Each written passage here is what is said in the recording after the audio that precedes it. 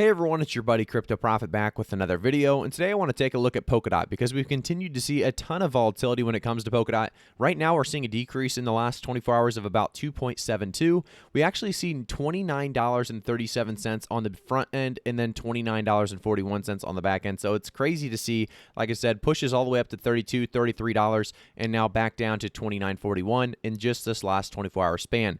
If we actually take a look at the last hour though, we can see that it came all the way from $30.31, dropping all the way down to about $28.58, and then popping back up to about $29.10 or $29.41 now. And it's great to see really this volatility in the space because it's giving a lot of people opportunity to buy low. I will say realistically, Polkadot's one of those coins I believe will do extremely well when this market does get back up and running. If we take a look at the market right now, you're seeing a negative or a decrease across the board for this market. Bitcoin down 4%, Ethereum down about 7%, Cardano down 7%, Solana down 11%.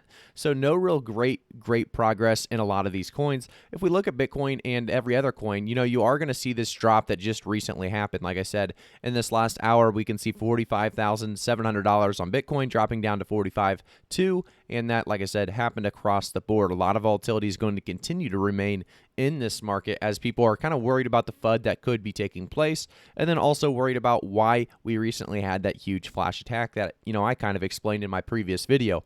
I do want to talk a little bit more about Polkadot though. Obviously, like I said, price prediction wise and news, there's a lot to kind of cover, I should say, with Polkadot. If we look at the last week alone, we are seeing Polkadot kind of remain right around that $33, $34, $35 range before we saw a massive drop like we all saw down to $22. At $22, we jumped right back up to about 26, 27, and now, like I said, right around that $30 range. So it was having a nice really recovery here that a lot of other coins didn't see. But overall in the last week, about a 7.56% decrease. In the last month, we are still seeing a solid 42.62% increase, and I think we're going to continue to see Polkadot, like I said, be very, very volatile as we move along.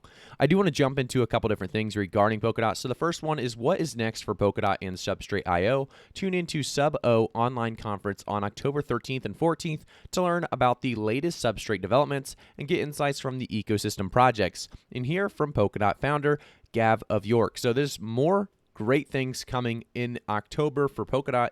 And if we continue to move along, there's also a thread talking about the Polkadot Digest September 10th, 2021. So this was actually today, and it talks more about this reminder that Sub-O and Substrate Developers Conference is on 13th and 14th of October and is being held online. So I do want to really kind of push how important this could be for Polkadot holders. Obviously, a lot of good things could come about this conference, and a lot of good things could obviously come about the price of Polkadot with this conference. So I do want to talk a little bit more about that in the future, but I do want to jump into one quick advertisement here. It's going to be Apollo Fintech. I thought this was a good one to actually bring in with Polkadot because this is another project I actually truly do believe in.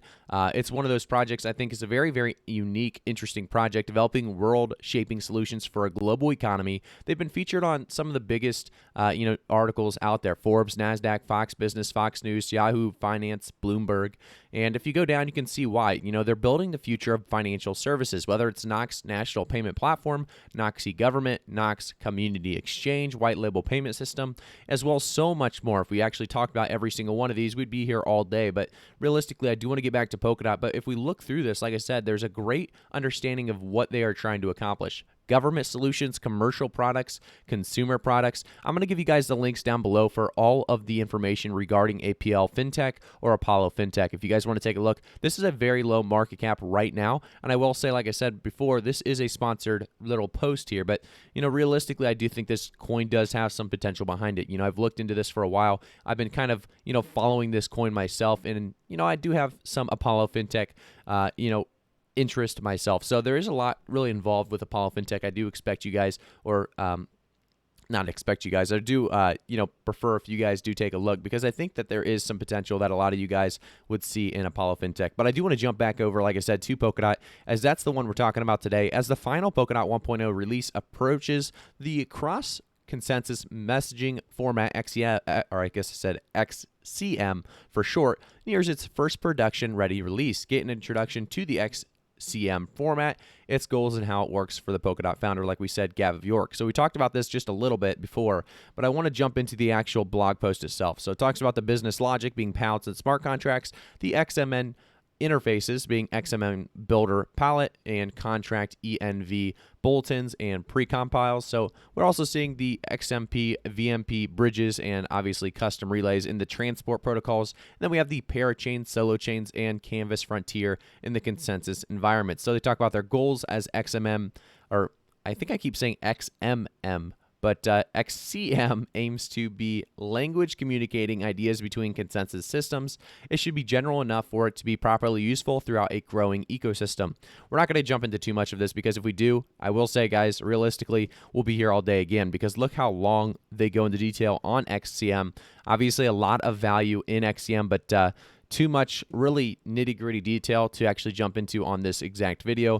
There is a lot, like I said, to jump into on Polkadot in general, and that's why we have also a great NASDAQ article talking about no more forks, a case for the Polkadot approach to blockchain upgrades. If we actually jump down just a little bit, it talks more about the Polkadot's forkless solution. So there have been continuous debates within the crypto community really regarding whether to take on a hard fork, but there was never a third option. Blockchains created after Bitcoin and Ethereum are finding ways around this issue, whether it's Cardano, for example, uses really using that hard fork combinator that we talk about that combines protocols without causing service interruptions or a network restart. Still, it is not forkless. Polkadot's solution is automatic forkless updates. That is absolutely huge. And if you guys don't know really what that means, like I said, this article does a great job of jumping into it on NASDAQ.com.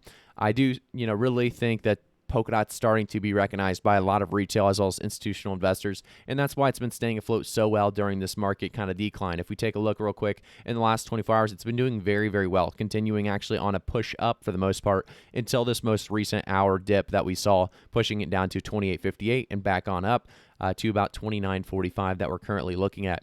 I do think realistically, like I said, guys, by the end of the year, we could continue to see Polkadot do extremely well. If we take a look at the last year, we can actually see the all-time high push to $49.69.